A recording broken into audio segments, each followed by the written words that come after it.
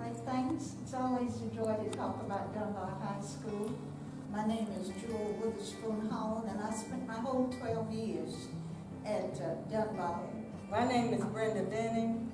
I'm the class of 1961. William P. Kennedy, class of 1958. My wife Hazel, and also we're now husband and wife, been married for 56 years. My name is Clarence McKee. Greatest class to ever come out of Dunbar.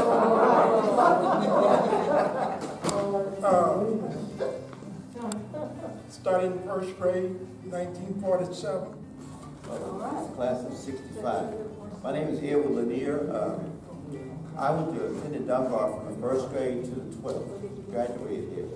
Good evening. My name is Dunbar Jones. I was part of the integration, and I was at North Rowan from 1965 to 1967. Technically, I should have graduated with this class, but I'm proud to be part of Dunbar. And my experience at Dunbar was awesome.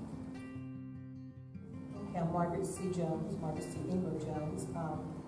I started Dunbar in the first grade, I think about 1957. I'm Essie Graham Ruffin. I guess I was quiet in class, and I don't think so, but anyway. Okay, my name is Valerie Marley Super. I'm with the class of 66. I started to school at Dunbar in 1962. I went to school in Grand Quarry, and in 62 we caught the school bus to go to the high school. So I went 9th to 12th grade. Hello, my name is Norma Jean Henderson. I started Dunbar when I was in the 6th grade. My name is Tom Robinson. Member of the 1966 class of Dunbar. It was a good time at Dunbar. On December 30th, 2015, the vacant, long-closed Dunbar High School was virtually destroyed by a fire. But memories are deep and true in the minds of the Dunbar Tigers. Friendships built during their school years tell a story of school cultures founded on learning, respect, and dedication to community. The Dunbar High School Alumni Association, as well as other community members, still celebrate their school and its ideas. I've been out of Dunbar for 70 years. I finished in 1950, so that kind of tells you how old I am. Have a whole notebook. When Margaret asked me, I forgot I had written down some things my years at Dunbar. So I'll start out with the first grade, Miss Sadie Fair, and I think she taught everybody in East Spencer. She owned a funeral home in town. And then we came through the grades.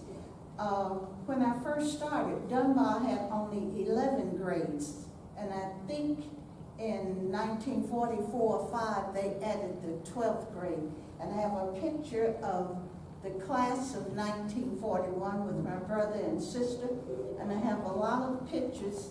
You might want to look at the dance group, the basketball teams, and I don't know if you knew it or not, but Dunbar had a football team up until the building burned in 1938, and I have a picture of it here, if anyone would like to see it.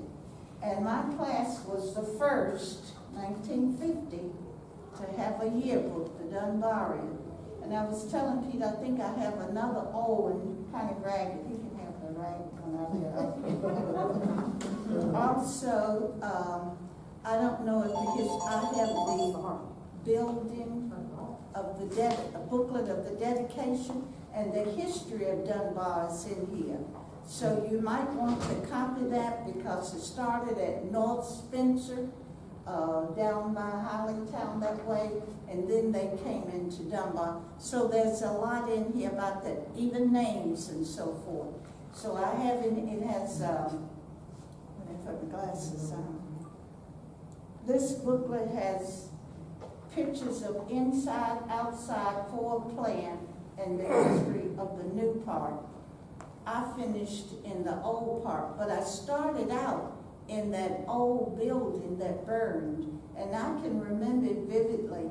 Had 2 stories and with a long hall, and you walk down steps into an auditorium. So that was my beginning with Dunbar. When I went to Dunbar, we didn't have a lunchroom. Kids brought their lunches, and those that walked could go home. And I lived right across from Southern City Church, so I could. Oh, and by the way, Pete, don't let me forget, I have a picture, and you might have it, but I have a picture of old Southern City in here. My brother is standing there, and of course, the pictures in the background is pretty good. I have to tell you things as I remember. But we didn't have a lunchroom, and kids who rode the bus into the city, they just chose different spots to eat, and we had Kirk's store on the corner. So many times they go there and get a bun, a soda, or so forth. And then later on, my dad opened a cafe, and sometimes they'd go there for sandwiches. I think it might have been around my sophomore, junior year that we got a cafeteria. That cafeteria was in the basement of the old elementary school, and I think the lunches were 15 cents. 15 cents a quarter. What was the name of your father's cafe? Spoon's Place. Spoon's Place. And do you recall where the train station was?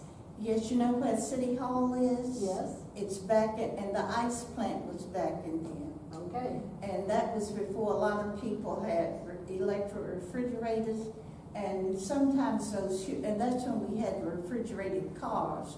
You know, all of them would stop there and get ice. And many of those big blocks would fall off. So the boys, little boys, 9, 10, 11 years old, had a little tray, had a little wagon. They could go pick up the pieces of ice, and they'd come up the street and sell you 10-cent piece, 15 cents piece, depending on the size. But that's what they would do. I had another question too. You said that when the first school burned down, was that located where the elementary school still exists? No, it's located where the high school side is, the first part of the building. It was there. Okay. And my brother drew a picture of that, and I have a vivid memory of it, but I don't know what happened to the picture. So I wish I could go to the police station like they draw pictures of people and just tell them what it looks like. It looked very much like old Lincoln Grammar, if anyone can remember what it looks like. And when the school burned, the elementary children went to school in Southern City, and the high school kids went to school in Shady Grove. So the churches worked with them in getting them. And of course, when we got the new school back, oh, that was the glory of the county. We had the music festival there, basketball tournament there. Everybody was coming there to Dunbar, so that was the pride and joy. And we had different groups. I often think people paid for children to have dance lessons. We had it free. I can remember from 3rd or 4th grade on until I finished high school. I have a picture of that. We had a dance group, and we traveled to the schools in town, went to Thomasville, I remember, and maybe somewhere else.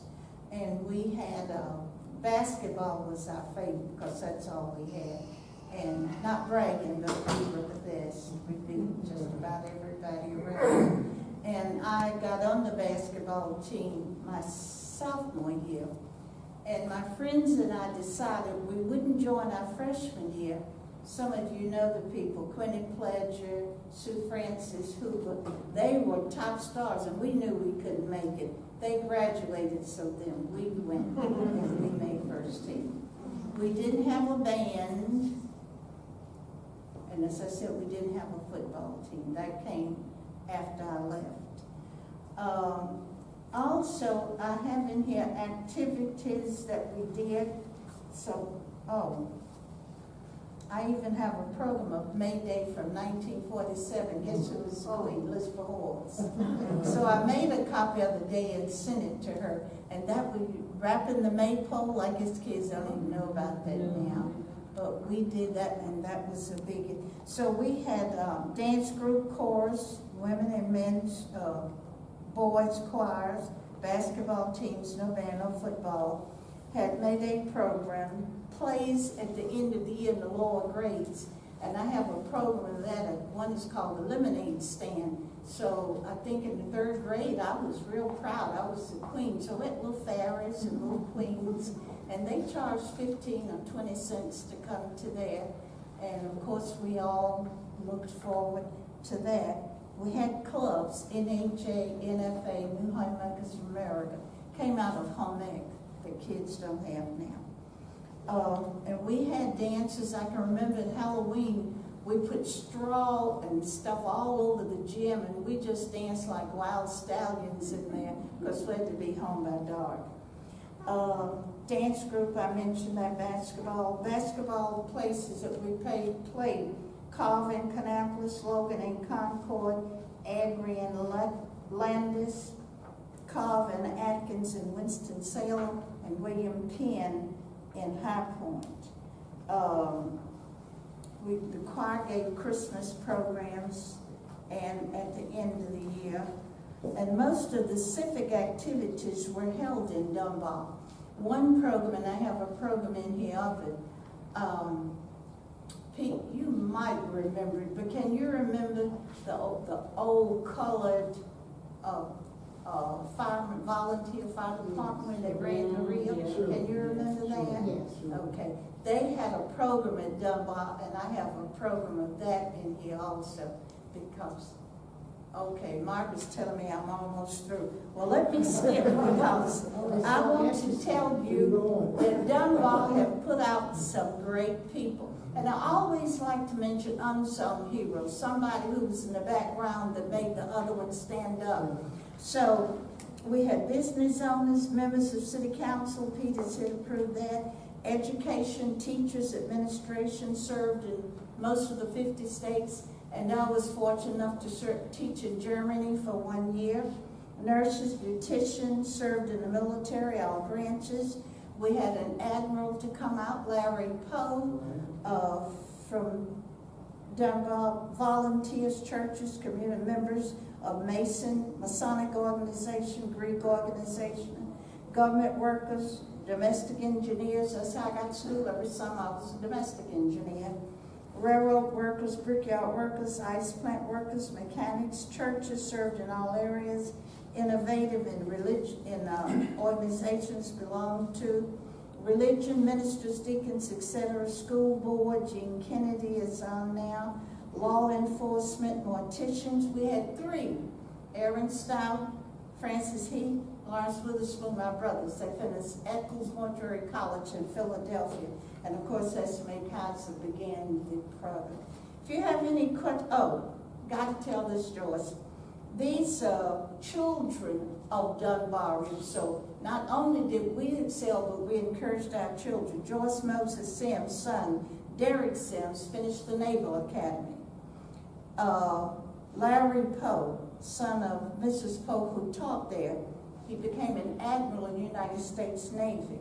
William Pete and Hazel Kennedy's daughter, Jacqueline, is in the theaters, and she's written books. And of course, Pete's been on the council. Stephanie Cross played pro football, and I couldn't remember her name. And we had a few firsts. Mary Kelly was the first black clerk in East Spencer. Correct me, was Ben Craig a regional master, first black man?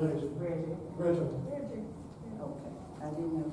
All right, you have any questions to ask me? Oh my goodness.